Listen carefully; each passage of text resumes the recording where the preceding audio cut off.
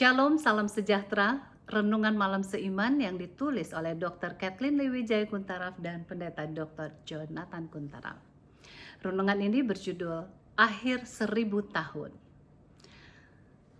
Dan setelah masa 1000 tahun itu berakhir, iblis akan dilepaskan dari penjaranya. Wahyu 20 ayat 7. Pada akhir masa 1000 tahun itu, orang-orang mati yang lain, yaitu orang-orang jahat, akan dibangkitkan, dengan demikian melepaskan iblis dari keadaan di mana tidak adanya kegiatan sehingga merasakan dirinya seolah-olah dipenjarakan, sebagaimana yang kita baca dalam Wahyu 20 ayat 5 dan 7.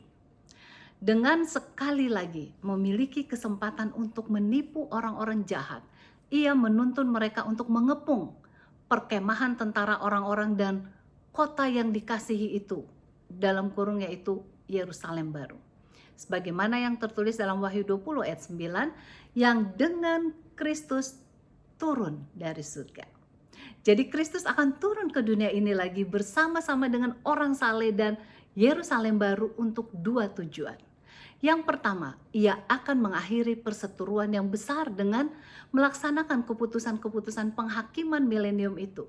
Dan yang kedua, ia akan menguduskan dan membersihkan dunia ini sehingga ia dapat mendirikan di atasnya kerajaannya yang kekal. Kemudian dalam pengertian yang sepenuhnya, maka Tuhan akan menjadi raja atas seluruh bumi. Kita bisa baca dalam Zakaria 14 ayat 9. Saat sekarang sudah tiba kegenapan yang sempurna dari janji Kristus bahwa semua orang yang di dalam kuburan akan mendengar suaranya. Kita baca dari Yohanes 5 ayat 28. Pada waktu kedatangannya yang kedua kali, Kristus memanggil orang benar yang mati dalam kubur pada kebangkitan pertama untuk bangkit memperoleh kehidupan yang kekal. Sedangkan kebangkitan yang lain dikatakan Yesus akan berlangsung di mana mereka akan bangkit untuk dihukum. Kita bisa baca dalam Yohanes 5 ayat 29.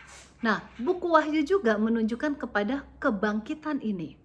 Tetapi orang-orang yang mati yang lain yang tidak bangkit sebelum berakhir masa yang 1000 tahun itu, sebagaimana yang tertulis dalam Wahyu 20 ayat 5. Kebangkitan orang jahat pada akhir 1000 tahun itu melepaskan iblis dari penawaran untuk sedikit waktu lamanya.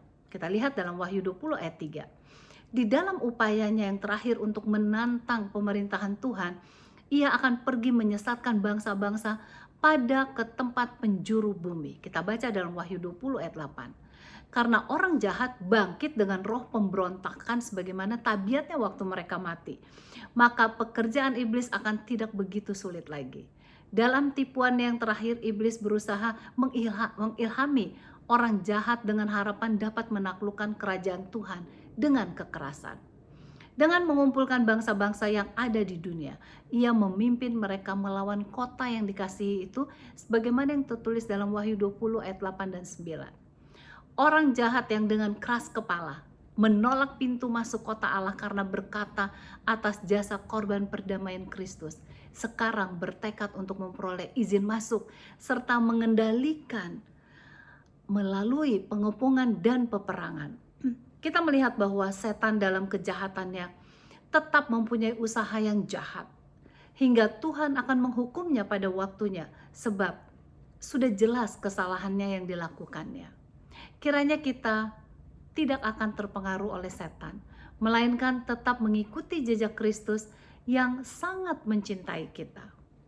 Tuhan Yesus memberkati.